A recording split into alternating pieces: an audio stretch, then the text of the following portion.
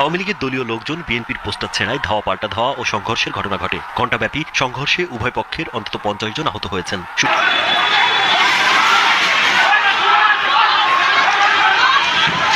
আপনারা কারা সেটা বলেন না।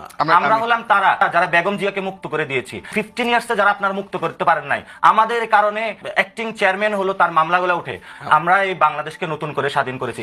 আপনারা 3 তারিখে রুমের ভিতরে ঘুমেছিলেন। মরণ কামড় দিয়ে আওয়ামী লীগ মাঠে নেমেছে। আপনারা জানেন যে তাদের হরতাল, শেখ হাসিনা ফোন কল দিয়ে বিভিন্ন ভাবে নেতাকর্মীরা মাঠে নেমেছে এবং কঠিন থেকে কঠিন এক অবস্থা হয়েছে। মানে প্রায় সেখানে মানে অবস্থা খুবই খারাপ। কয়েকজন নিহতর ঘটনা আমরা ইতিমধ্যে পেয়েছি।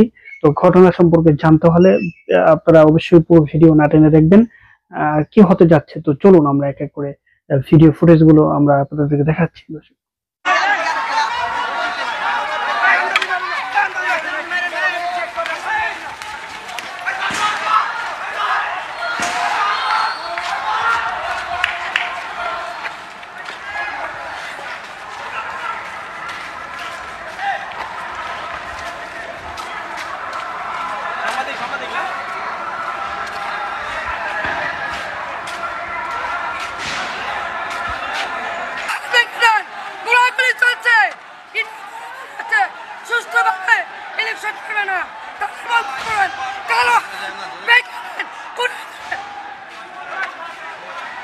দর্শক দেখতে পাচ্ছেন এই মুহূর্তে কিন্তু পল্টন ময়দান কিন্তু রণক্ষেত্রে পরিণত হয়েছে। দুই পক্ষের কিন্তু সংঘর্ষ আমরা দেখতে পাচ্ছি। ইট পাটকেল ছোটাছুটি থেকে শুরু করে আগুন দেওয়া সবকিছুই কিন্তু দুই পক্ষের মাঝে দেখা যাচ্ছে। দর্শক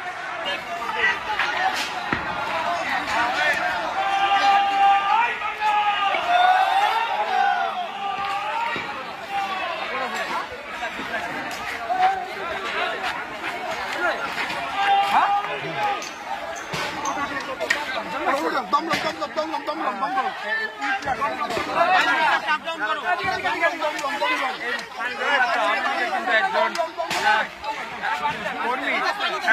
দেখা যাচ্ছে।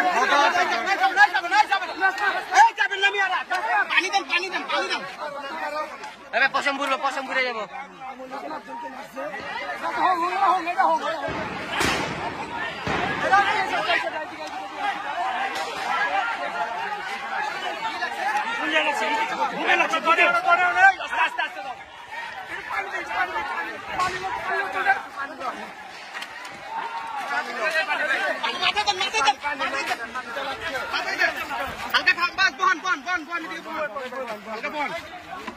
একটু পর যান।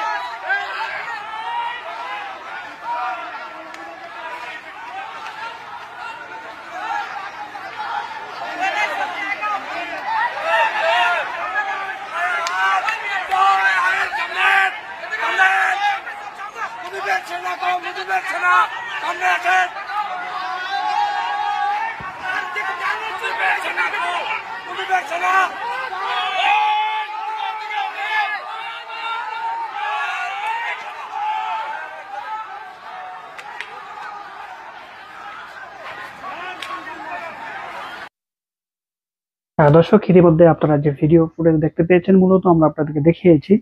আপনাদেরও মতামতগুলো অবশ্যই এই ব্যাপারে জানাতে পারেন। তবে আরো একটা ভিডিও সর্বশেষ সংক্ষেপে সেটাও আমরা আপনাদেরকে দেখাচ্ছি। চলুন। বিএনপির নেতাকর্মীরা যারা আছেন হাতের কাছে ঠান্ডা পানি থাকলে আগে নেন, তারপর ভিডিওর এই অংশটা শুনেন। মাথা গরম করা যাবে না, হ্যাঁ মাথা গরম করা যাবে না। চলুন শুনি মানে পোলাপানের ডায়লগ কিরে ভাই। একদম ক্লিয়ার কথাই বলতে চাই, আমরা যেমন মুজিববাদও চাই, মুজিববাদ চাই না, তেমনই কোন জিয়াবাদও চাই না। যতদিন এই বাংলায় সংস্কার হবে না ততদিন এই বাংলায় নির্বাচন হবে না। আগে সংস্কার নিশ্চিত হবে, তারপরে নির্বাচন। আপনারা এই যে ফুদার আলাপ দিচ্ছেন, এই আলাপটা দেওয়ার সুযোগ তৈরি করে দেওয়ার জন্য এই বসাইছি। হাসিনা থাকলে শুধু ওনারা থাকতো না, আপনারা ফুয়ের ভয়ে ঘরে বসেছিলেন, খাটের তলায় লুকিয়েছিলেন। শুনেছেন, যারা জামাতের সমর্থক মোটামুটি খুশি হয়েছে, আওয়ামী লীগের তারাও খুশি হয়েছে, বিএনপির সমর্থকরা চিন্তা করতেছে মানে এটা রিপ্লাই কিভাবে দেওয়া যায়। তবে আমি এই দুজন যারা কথা বলেছেন, দেখেন তাদের কথাগুলা যেই ভয়েস টোন ইউজ করেছে, সেই ভয়েস টোনটা যারাই বিএনপির সমর্থক তাদেরই গায়ে আগুন লাগাই দেবে। নতুন একটা শব্দ আমরা দেখছি জিয়াবাদ। আমিও গত 5-6 বছর নিশ্চয়ই এটা কখনো শুনিনি, আপনারাও হয়তো বা শোনেননি। তারপর যে এটা তো এক ধরনের যুদ্ধ ঘোষণা করা। এখন ছাত্র দলের নেতা কর্মীরা যদি এই ভাষায় কথা শুরু করে তাহলে পরিস্থিতি কোন দিকে যাবে? আপনারা যেই ভয়েস টোনটা ইউজ করছেন, তো এখানে একটু ধৈর্যশীলতা দরকার। কথা বলার মধ্যে দুইটা ইস্যু থাকে। একটা কথা হচ্ছে যে আপনি একটা কথা সাধারণভাবে বলা যায়, বাট উত্তেজিত অবস্থায় যখন বলে এটাকে প্রতিপক্ষ বা বিপরীত পক্ষের মানুষটা একটা চ্যালেঞ্জিং ইস্যুতে নিয়ে যায়। বিষয়টা যখন হয় জিয়াউর রহমান কানেক্টেড কোনো একটা ইস্যু। এরপরে দ্বিতীয় যে বক্তা আরও গরম, যেভাবে আঙুল টাঙ্গুল ঢাইড়া এই সমন্বয় কিনা জানি না, জাতীয় নাগরিক কমিটির একটা প্রোগ্রামের মধ্যে আমরা এই দুই বক্তার গতকালকে এই বক্তব্য শুনেছি, সোশ্যাল মিডিয়াতে ভাইরাল।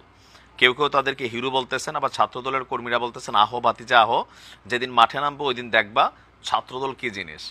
তবে ছাত্রদলের যারা কেন্দ্রীয় লিডার আছেন খুবই ঠান্ডা মেজাজের আমার মনে হয়। মানে এত বড় একটা সংগঠনের নেতৃত্বে এরকম খুবই শান্ত ভাষায় কথা বলা মানুষ আমি কম দেখছি। কারণ এতদিন ছাত্রলীগ দেখে অভ্যস্ত, তো সাদ্দাম বা বাকি যারা নাজমুল সিদ্দিকী ভাই যারা ছিলেন, এক একটার গলার আওয়াজ বা কথার স্পিডে তো 2-4 জন এরকম স্ট্রোক করে ফেলতো, তাই না? তো সেইখানে ছাত্রদলের দায়িত্বে সর্বশেষ যারা কমিটিতে ছিলেন তাদের ভয়েস টোন আর আমাদের এই ছাত্রদের ভয়েস টোনে আকাশ পাতাল কিন্তু একটা ফারাক তৈরি হয়েছে। তবে এই দুইজনের বক্তব্যের মধ্যে কিছু জিনিস একটু রং আছে। রং কোনটা? যে 17 বছর আপনারা খাটের তলায় লুকাইছিলেন, এতদিন কই ছিলেন? 17 বছর। আসলে বিষয়টা হচ্ছে 17 বছর বিএনপি খাটের তলায় ছিল না, বিএনপি রাজপথে ছিল। তবে ওই সময় যেই সময়টার কথা আমরা বলছি, ওই সময় আসলে রাজপথে থাকা বড় কঠিনই ছিল, এটা তো বাস্তবতা, তাই না? বিএনপি বরাবর এটাই বলছে যে আন্দোলনের নেতৃত্বকে হাইজ্যাক করা হচ্ছে একটা গোষ্ঠী। তারা মনে করছে 20 দিনে, এগুলো আমার কথা না কিন্তু বিএনপির ঊর্ধ্বতন নেতাদের কথা, যে 20 দিনে তারা সব করে ফেলছে, এখানে আমরা কেউই না। What is the meaning of Ziabad? Ziaur রহমানকে নিয়ে এরকম বক্তব্য দিলে বিএনপির গায়ের রক্ত মাথায় উঠবে। নেতারা কিন্তু বারবার বোঝানোর চেষ্টা করছেন ছাত্রদেরকে ঘুরাইয়া পেঁচাইয়া।